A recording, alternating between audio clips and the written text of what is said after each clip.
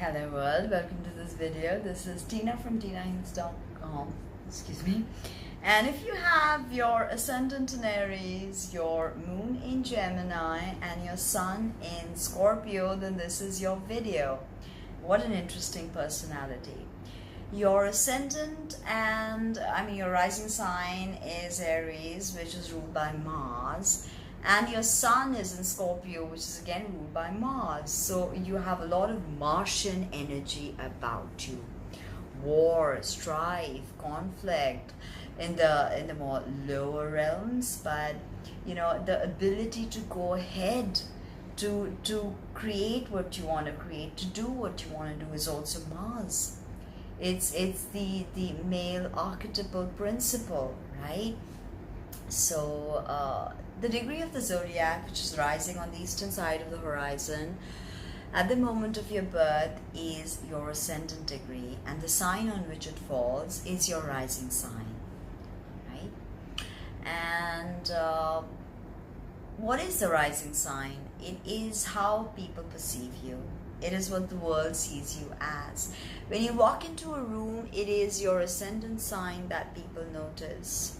Okay, and with an Aries ascendant, you stride in with a purposeful stride in you, not afraid of eye contact. You look people in the eyes and you're like, I am a leader, and people know it. People can see it. Aries is the infant of the zodiac. It's the first sign. It is cardinal fire. It is hot and it is dry, and its energy is very volatile. It can be impatient, restless, boisterous, always on the move. Okay. Now, with an Aries ascendant, it's very important to understand that this also describes your appearance. So you're going to have a ruddy complexion because Aries rules the head. So you're going to have a ruddy complexion, prominent eyes with an edginess in them. You have a lot of energy with an Aries ascendant, and you must find a creative way to utilize that energy. So workout is a must, whether it's yoga or whether it's swimming or gymming is entirely up to you. But exercise a must with your Aries ascendant, otherwise you can develop problems like migraine, hypertension, because Virgo, after all, is your 6th house of health, and you can have a lot of mental issues that you need to work through. So having an Aries ascendant means that your soul comes into Aries after the 30th degree of Pisces, which is the degree of archetypalization. And when the soul enters Aries, it enters this sign of cardinality and fire with a mini Big Bang. And the soul is about to experience everything new again. Everything becomes new with Aries.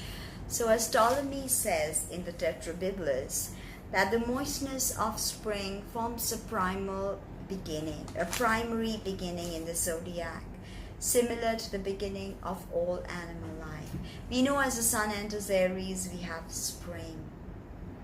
So everything is new, everything is fresh. That is what you need to understand with this energy. Everything is seen through the eyes of a child, right? And the lessons in the shadows also that you have to deal with having an Aries ascendant comes from this growing up of this infant of the zodiac. Remember, growing up is not an easy process. You have teething, you have growth pains, and that's something you have to understand with an Aries ascendant, right? Now, live in your own authenticity.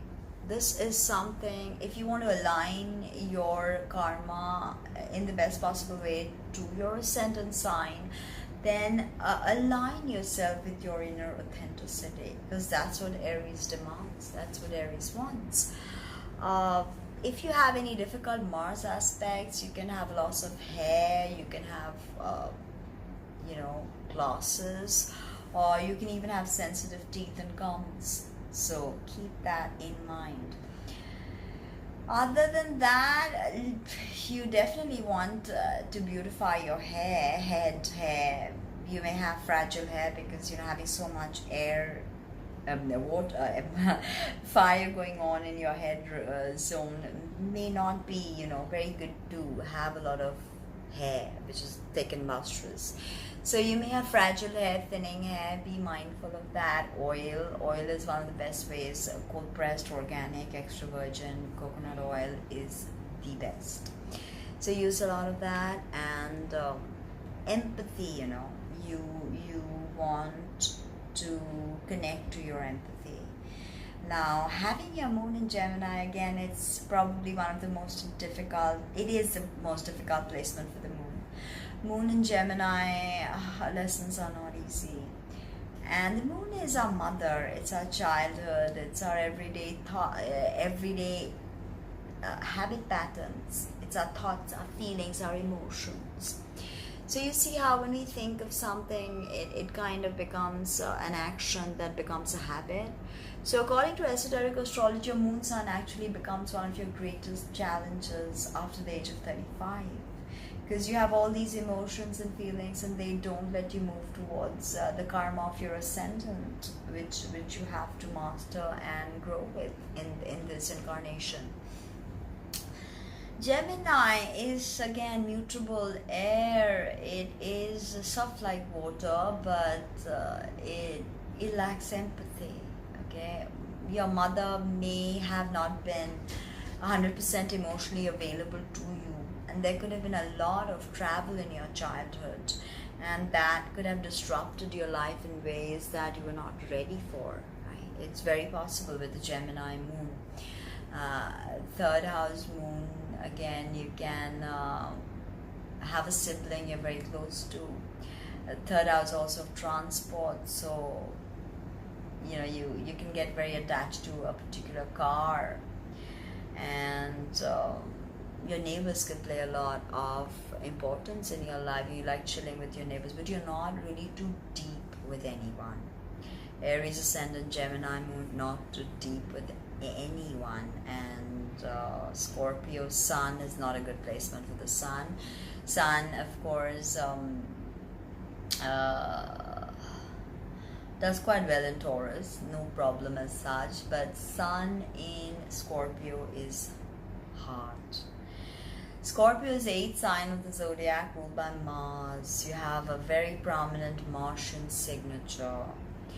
Your ascendant is ruled by Mars in traditional astrology and by Mercury in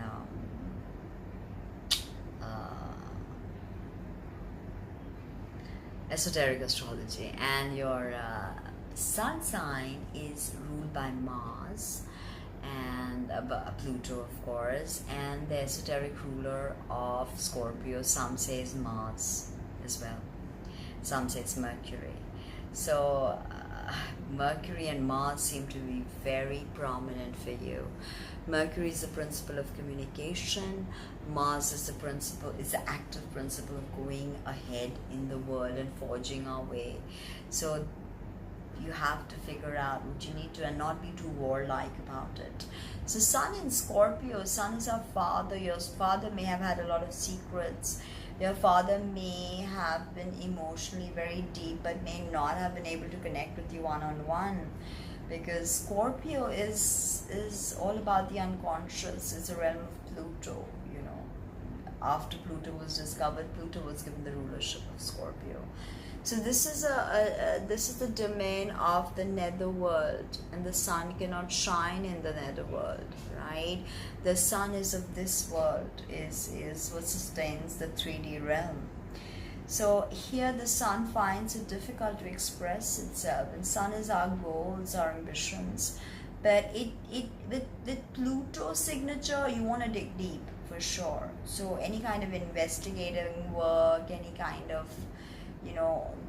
metaphysical truth. Scorpio is a lot about metaphysics because it's the 8th house of death and the unconscious and all the symbols and signs from the unconscious. So it's a very deep place of reflection, of catharsis, and it's also 8th house also of death and rebirth. right? But there are 3 stages of Scorpio. So if you're on a very base level, then you can get very angry with your Aries ascendant and your Scorpio sun, and be very cut off from reality and people with your Gemini moon. But if you allow yourself to feel what you're feeling and integrate your shadow and integrate your grief and your pain, you have a lot of fuel to work to uncover deep secrets and taboos, and to start initiatives that deal with such things, okay? Because Gemini can communicate, and Aries wants to start new things, and Scorpio wants to dig deep. So 2 planets are important for you, Mercury and Mars, not only in their physical, traditional astrological meaning, but also in their soul hierarchical meaning and their soul meaning, okay? And what you can understand from the higher expressions of Mars and Mercury, if you're not looking only at personality based astrology. Astrology has so much more to offer. So you want to dig deep, you want to communicate about it, and you want to start new things. Go out there. What's stopping you? You go out there and whatever, however taboo it may seem, however inappropriate for others, you're not one to say no if you feel passionate about it.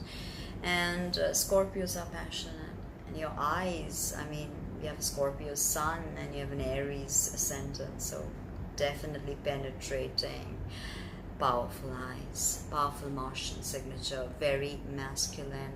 Scorpio is feminine though, water, but Scorpio is masculine, very, very much the domain of Mars and Pluto. So I hope you like that. Subscribe, comment, share, and visit my website www.tinaith.com.